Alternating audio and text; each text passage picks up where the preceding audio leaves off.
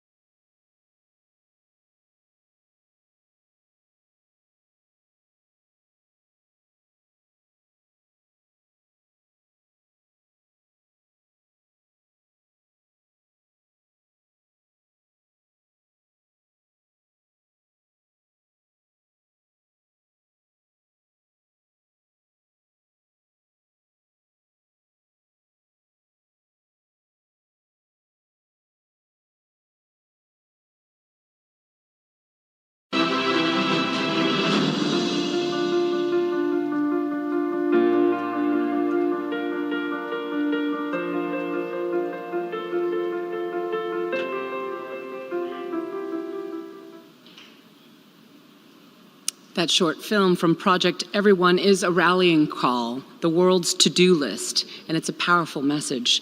To open today's meeting and to share his thoughts on what it will take to get the goals done is the UN Secretary General, His Excellency, Mr. Antonio Guterres. Welcome, Mr. Secretary General.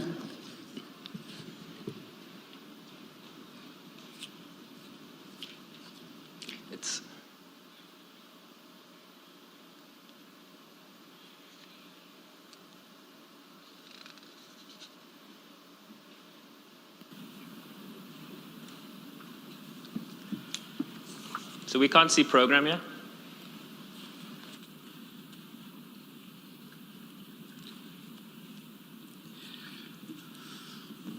Excellencies, guests, ladies and gentlemen, dear friends. Our world is challenged like never before, from climate change to conflicts to COVID-19, which is putting the Sustainable Development Goals further out of reach. It would be easy to lose hope. But we are not hopeless or helpless. We have a path to recovery if we choose to take it. That's what this SDG moment is all about. Coming together to save our planet and each other. Coming together also with the BTS today, which is a fantastic contribution. Now, 2 weeks ago, I launched our common agenda, a plan to reboot the multilateral system and gather the world around our common objectives. Because only by recovering together can we get the Sustainable Development Goals back on track. And I see 5 areas for urgent action. First, we need to end this pandemic. Our response has been too slow and too unequal. I call on the world to mobilize behind a global vaccination plan that doubles vaccine production to reach 70% of the world's population by the middle of next year. Second, we need to get down to the business of a sustainable and equitable recovery for all so that we stay on track to end poverty by 2030. And this means making bold investments in systems that support human development, from education and universal social protection to healthcare and jobs. It means putting people above profits, including through progressive taxation and ending tax evasion, money laundering, and illicit financial flows. And it means reforming the global financial system, tackling debt distress, and ensuring that developed countries benefit from the recent allocation of special drawing rights. Third, equal rights for women and girls. We cannot achieve any of the SDGs without gender equality. We need bold investments to make sure every girl has a seat in the classroom and the skills she needs to chart her own future.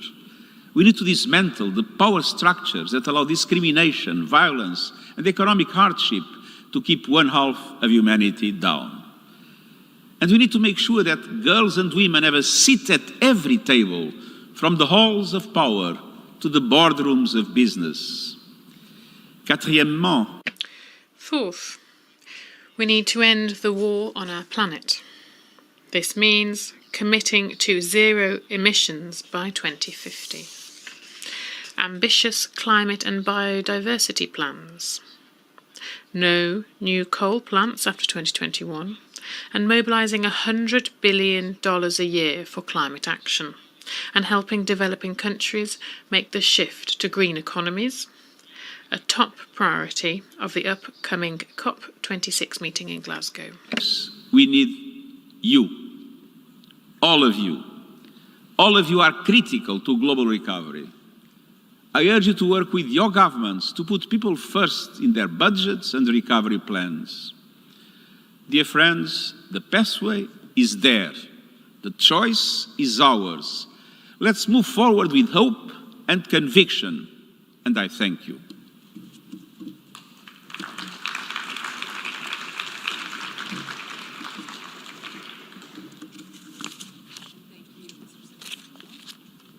And thank you, Mr. Secretary General, for underscoring the fact that we are neither hopeless nor helpless. And also for setting out the 5 key priorities for our recovery and beyond. I'm sure we'll no doubt hear more throughout the day. And next, I have the honor of introducing His Excellency, Mr. Abdullah Shahid, President of the 76th Session of the United National General Assembly, the Global Town Hall of our Global Village. Welcome, Mr. President.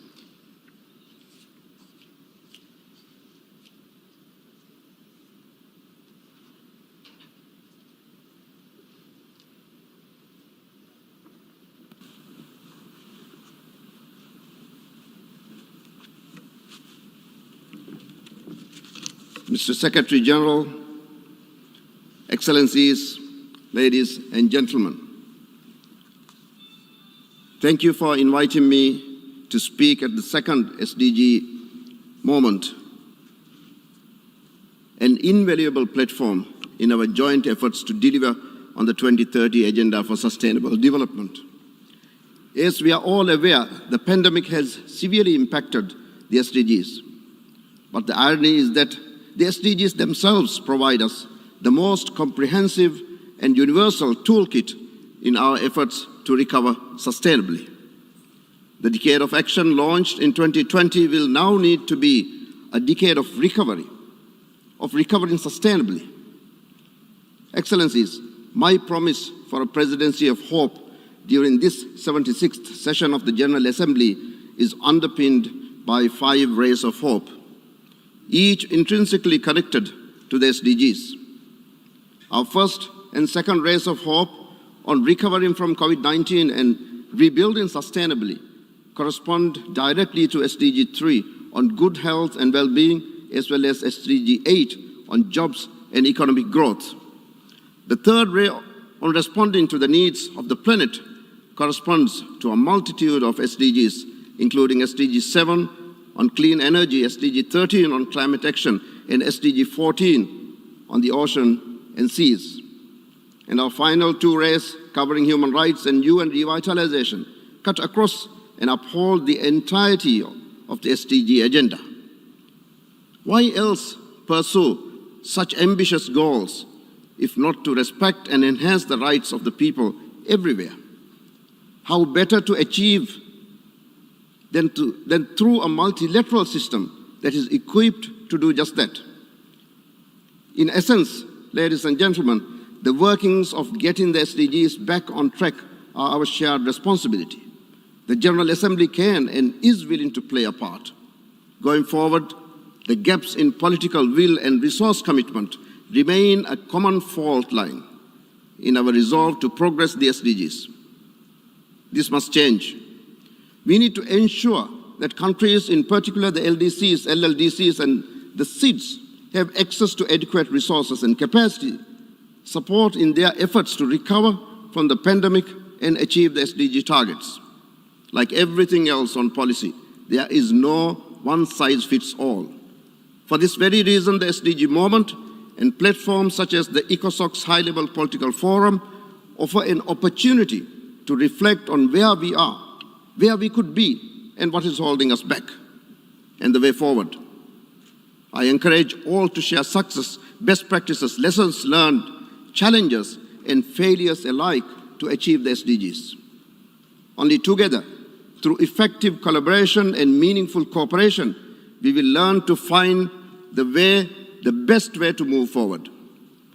Let the setback that the world has seen strengthen our resolve and reinforce our determination to recover from the pandemic, to build sustainably and achieve the SDGs. Together, it is possible, and I thank you.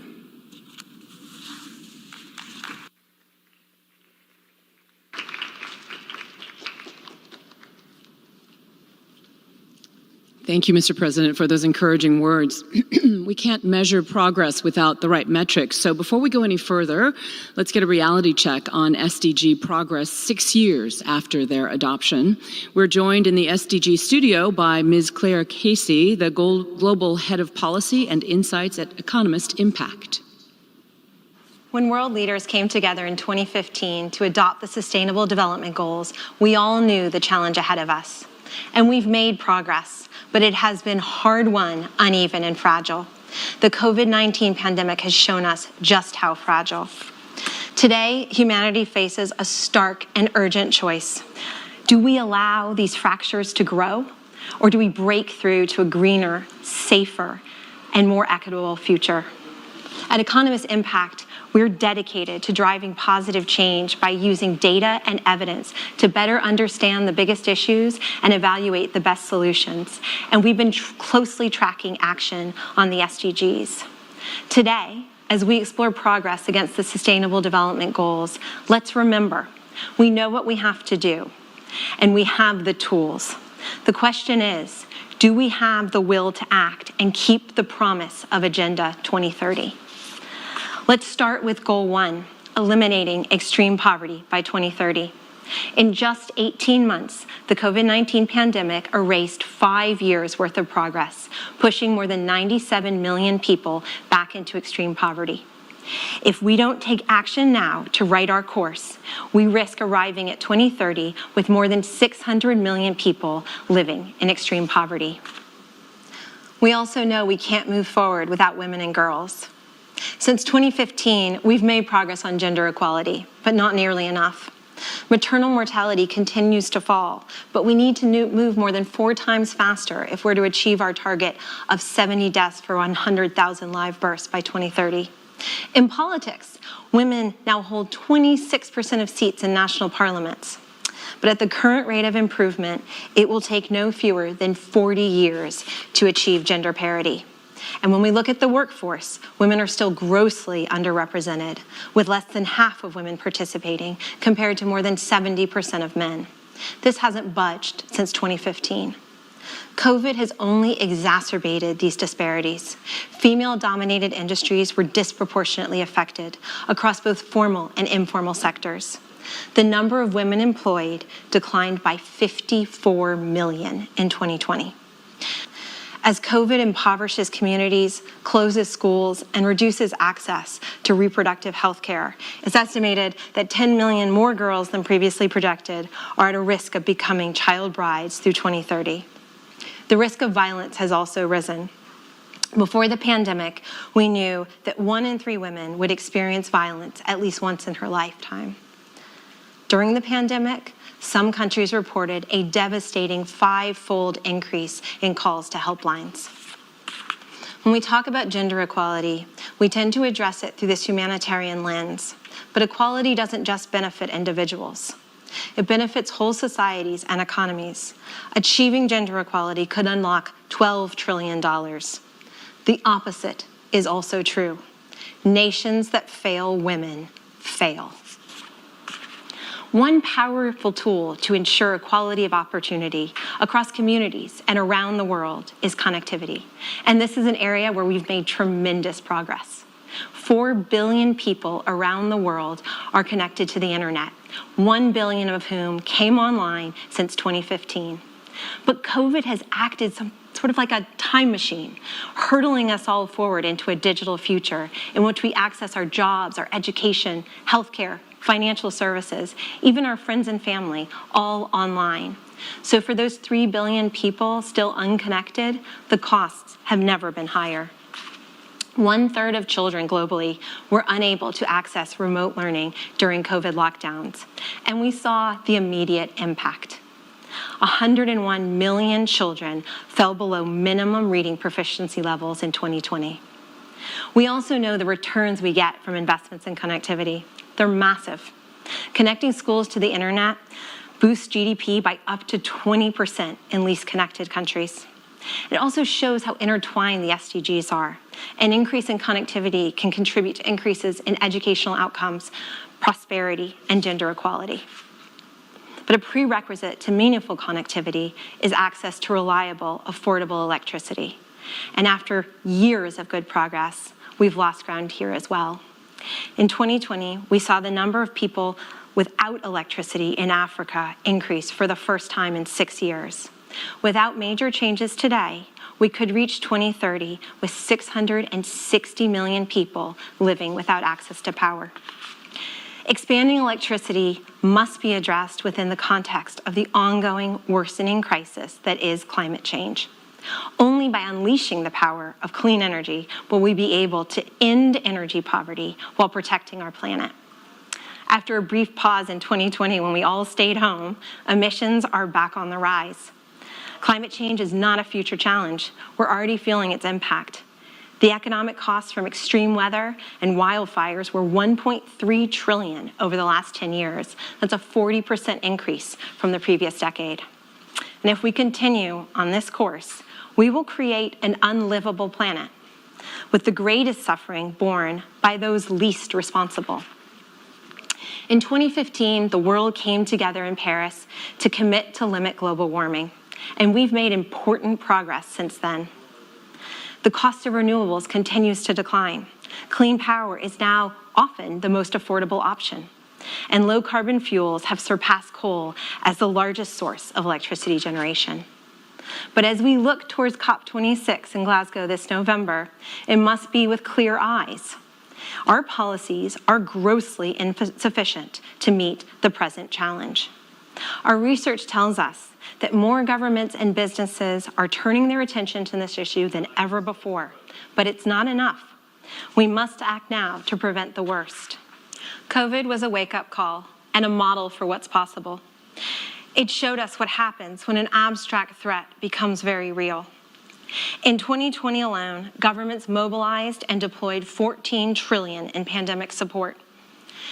Through unprecedented public and private collaboration, we developed and deployed safe and effective vaccines faster than anyone imagined. We did it because we had to.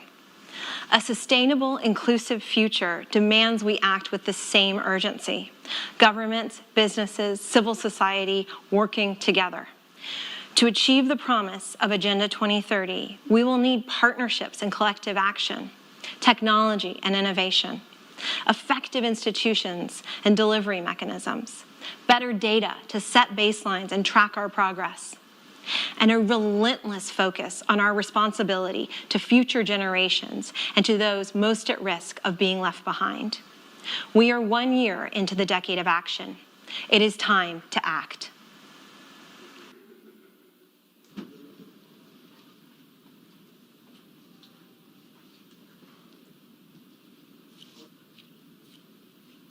Our thanks to Ms. Casey on the very sober and clear-eyed look at what has to be done to get the SDGs back on track. And as we heard earlier from the UN Secretary General, doing so is going to require action from all actors and the engagement of all people, especially youth, which is why we're therefore pleased and, as a Korean American, distinctly honored to be joined by His Excellency Mr. Moon Jae-in, the President of the Republic of Korea, to deliver a statement and to introduce a very special guest. Welcome, Mr. President.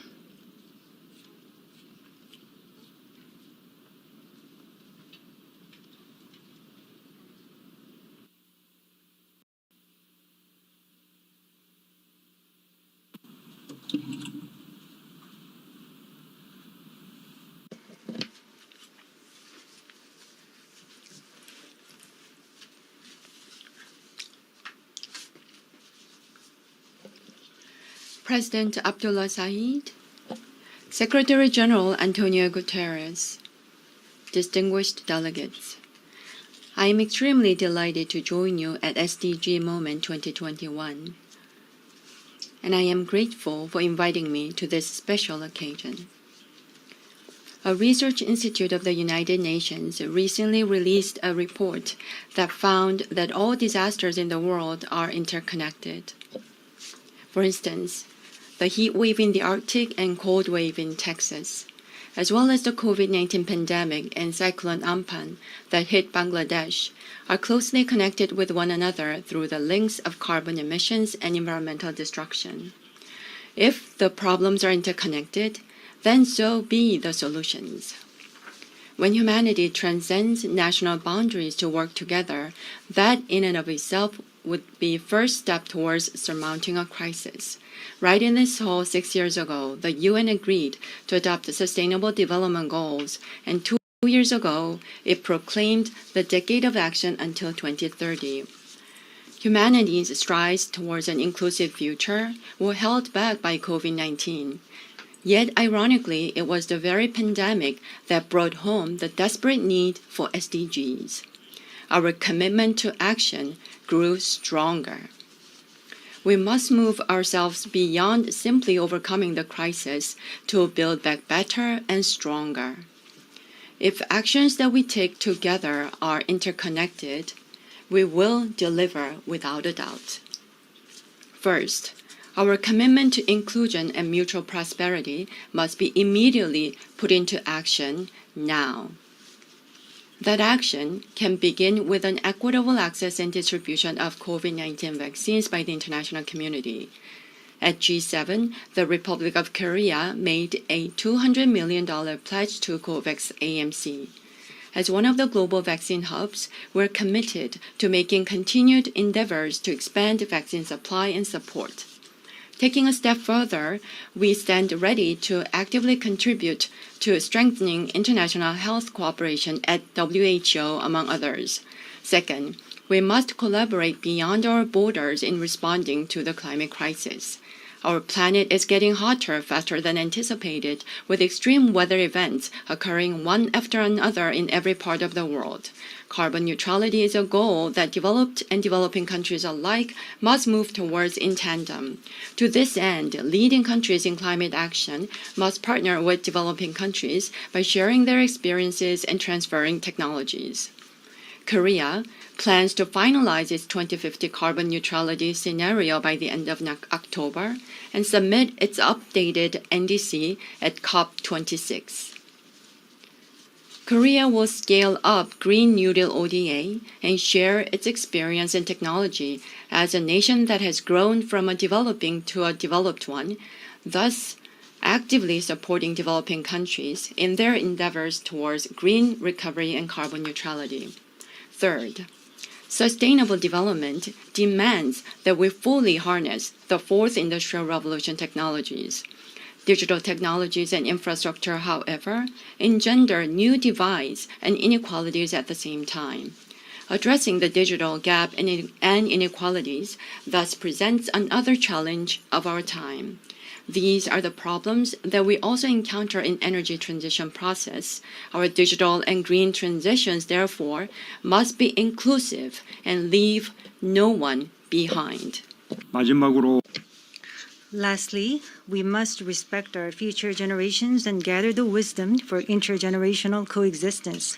We must move beyond our differences in ideas and cultures across generations. All generations, as we strive to transcend the boundaries of nationality, race, and gender, to communicate and connect to one another, must recognize that after all, we're part of a global community.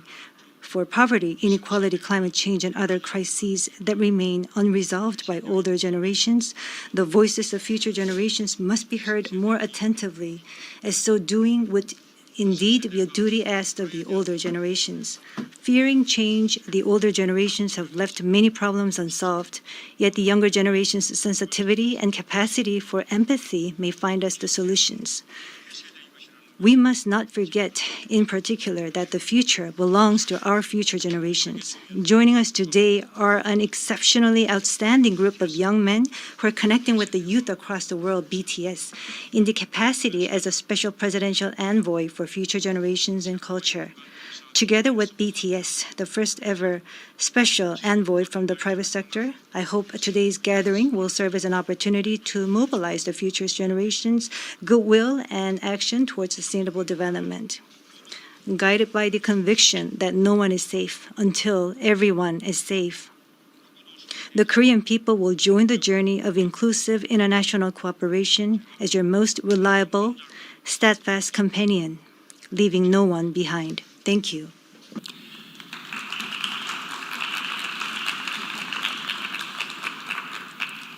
이제 제가 So I am going to introduce the next speaker to the podium. Probably the artist that is most loved by people around the world.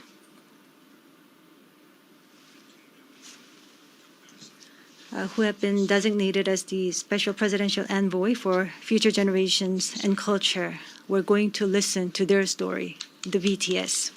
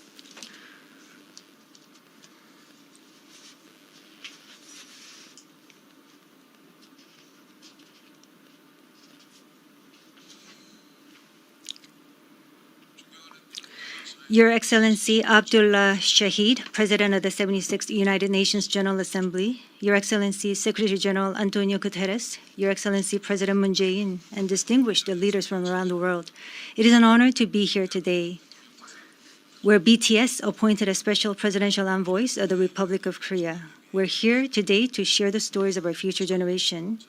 Before we came here, we asked the young people in their teens and 20s around the world about their past 2 years and about the world they find themselves in today. Jin will share some of the answers we received. Yes, should we take a look? You can feel the good vibes from just looking at these. There were times during the past 2 years when I too felt bewildered and troubled. But still here, we have people who cry out, let's live on, let's make the best of this moment. Because we can't stand still when we are in the ideal time of our lives to take on new challenges. It wasn't as if we could blame anyone, and you must have felt the frustration. Here I'm the same as I was yesterday, but the world changed like we were transported in a flash to a parallel world. I was saddened to hear that entrance and graduation ceremonies had to be canceled. These are moments in life you want to celebrate, and missing out on them must have been upsetting. We were heartbroken when our long-planned concert tours were canceled.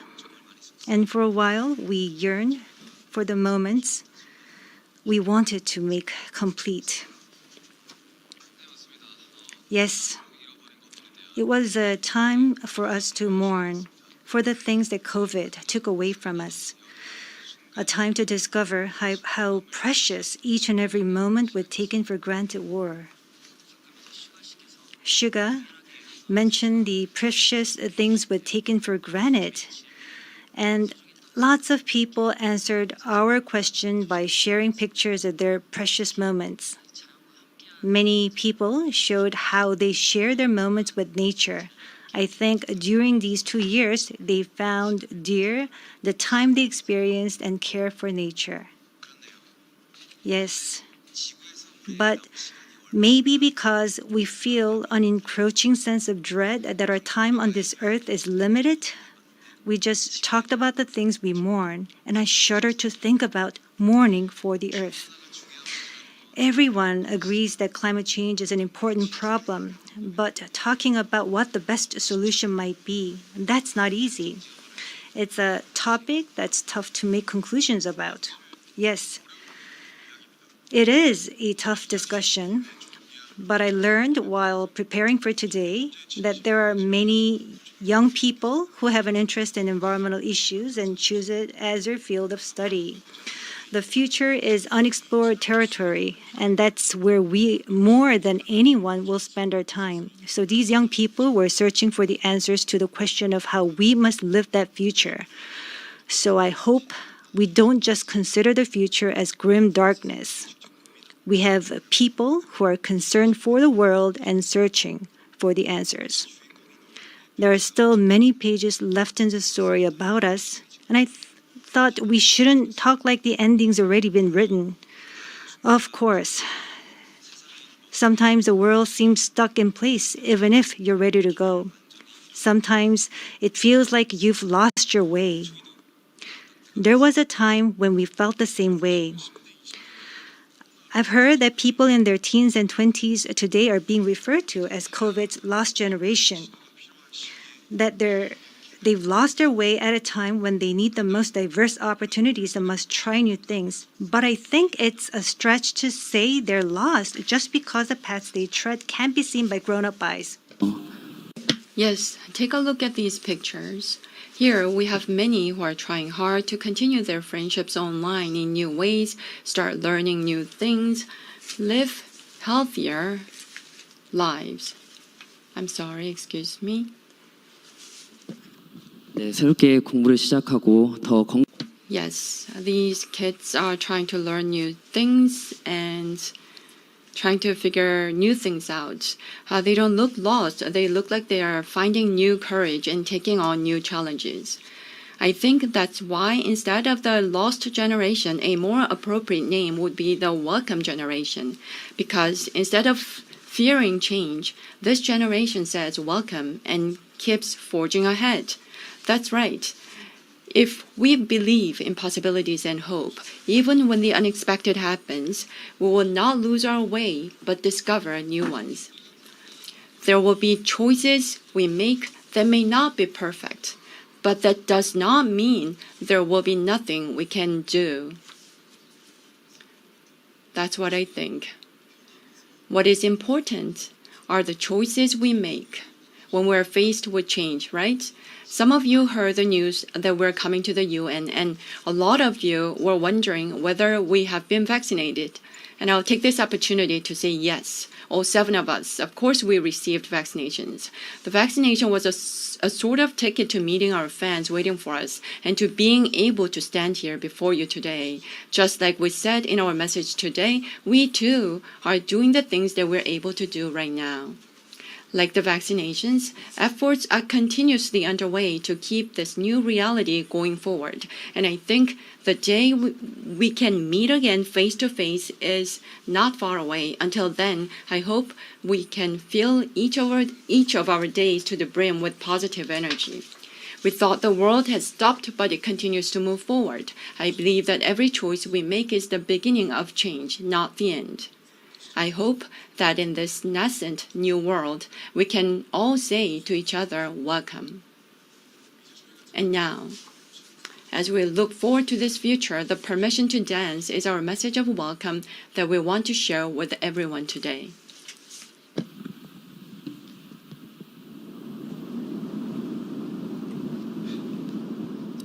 It's a that opinion when your heart's just like a drum, beating louder with no way to guard it. When it all seems like it's wrong, sing along to Elton John, to that feeling we're just getting started. And when the nights get colder and the rhythms got you falling behind, Just dream of that moment when you look yourself right in the eye. Did you say I wanna dance the music, got me going and nothing that can stop how we move. Yeah, let's make a place to live just like a golden and rolling like a dancing force. we don't need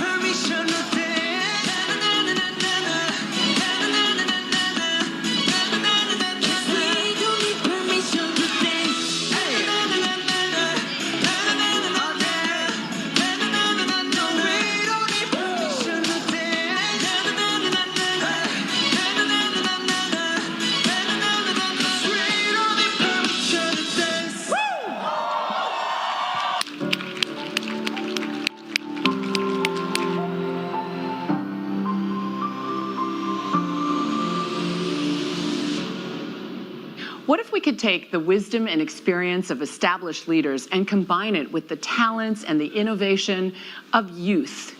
That's what we're talking about in today's discussion. What if it's not just one generation passing the baton to another, but multiple generations working and co-creating together? Well, we're being joined today by two intergenerational leaders who are doing just that. Each is using the SDG goals as a guide to focus their work and concentrate on creating together. We have legendary stateswoman, elder, and SDG advocate Gracia Michel, who's championed education as a pathway for peace and prosperity for all, especially young women. We're also being joined by STEM activist and SDG advocate Valentina Muñez Ravanal, who at 19 years old has already helped write the first artificial intelligence policy in her home country of Chile. Thank you both for joining us. Hello, thank you very much. Ms. Gracia Michel, let me begin with you. You've said in the past that we are living through a crisis of consciousness and a crisis of leadership, frankly. How can intergenerational co-creation help fight this problem and be part of the solution? Let me bring one example of what, as a member of the elders, we did exactly this. In celebration of Mandela's 100 years, we brought together civil society organizations across the globe, and I mean from all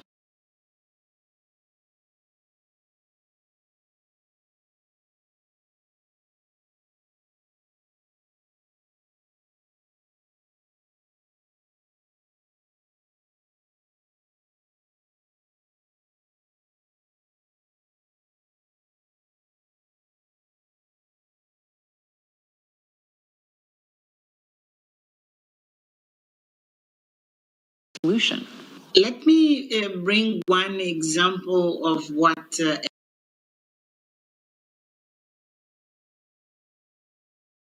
as a member